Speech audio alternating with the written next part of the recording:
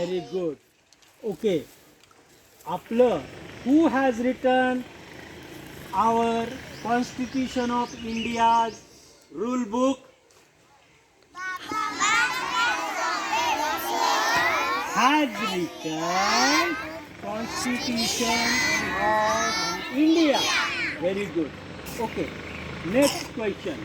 Okay, मी तुम्हाला जे शिकवले ना, मी त्यातनंच विचारणार आहे आता. बाबासाहेब आंबेडकर लहानपणी गरीब होते का श्रीमंत होते? ओके, ते त्यांच्या क्लासमध्ये जेव्हा बसायचे तेव्हा त्यांना कुठं बसायला सांगायचे रे? ओके, बाहेर बसायला सांगायचे. ओके, त्यांना जेव्हा तहान लागायची तेव्हा त्यांना पाणी द्यायचे का? अरे, आणि एवढं सगळं ते बाहेर बसायचे आणि तरीही क्लासमध्ये नेहमी फर्स्ट कोण यायचं? अरे, फर्स्ट कोण यायचं? ओके, नेहमी बाबासाहेब आंबेडकरच फर्स्ट यायची.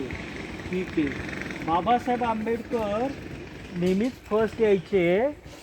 तर त्यांना किती लँग्वेजेस येत होत्या रे?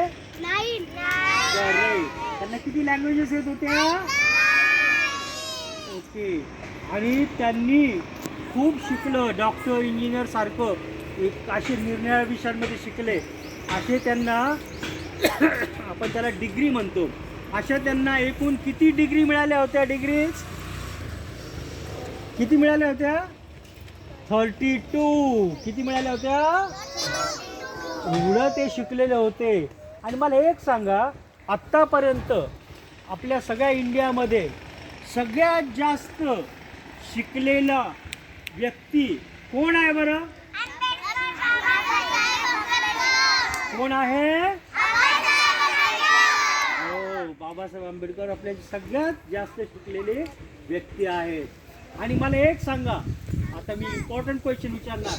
ते जेव्हा फॉरेनला गेले, अमेरिकेला गेले, लंडनला गेले, तिकडे शिकले आणि तिकडे त्यांना खूप रिस्पेक्ट मिळत होता, तरी पण ते म्हटले की नाही, मी परत कुठे जाईल? अरे, कुठे जाईल? इंडियामध्ये जाईल. आणि इंडियामध्ये कशाला जाईल बरं? परत कशाला जाईल? अरे, कोणाला हेल्प करायला?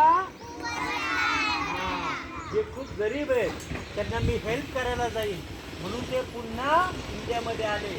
आणि त्यांनी सगळ्या पुअरला सांगितलं, जे गरीब होते त्या सगळ्या गरिबांना काय सांगितलं? तुम्ही श्रीमंत बनू शकता, तुम्हाला रिस्पेक्ट मिळू शकतो, पण तुम्ही फक्त एकच गोष्ट केली पाहिजे. कुठली गोष्ट केली पाहिजे? काय केलं पाहिजे? खूप अभ्यास केला पाहिजे आणि खूप काय वाचलं पाहिजे? बुक्स. काय वाचले पाहिजे? खूप.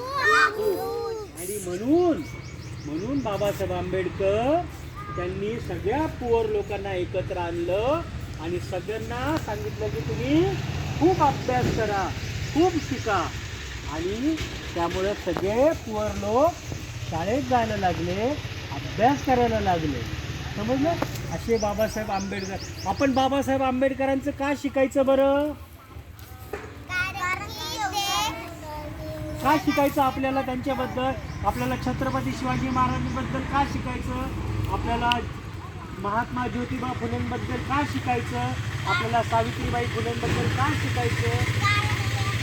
कारण का? बोला, काय लावली? आपण पण जोरात सांगा. आपण पण त्यांच्यासारखं बनू शकतो.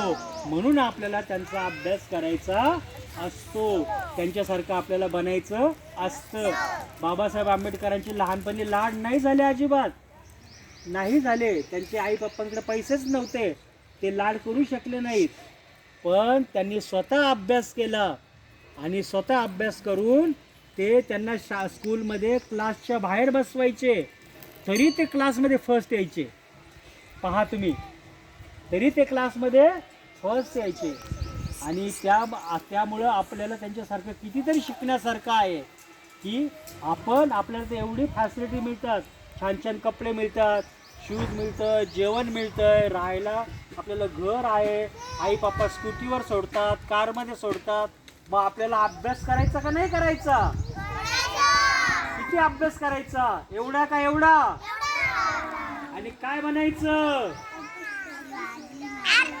आर्मी ऑफिसर, डॉक्टर, इंजिनियर, मोठं वकील, चार्टर्ड अकाउंटंट सगळं बनायचंय आपल्याला छान छान प्रत्येकाने आपापल्या आवडीप्रमाणे. पण हे सगळं कधी शक्य होतं? जर आपण अभ्यास केला तर. आणि अभ्यास नाही केल्यावर काय होणार आपण? हे लक्षात घ्या. म्हणून आपल्याला अभ्यास करायचा असतो. ठीक आहे, तर आता मी तुमच्यासाठी क्लॅप करतो.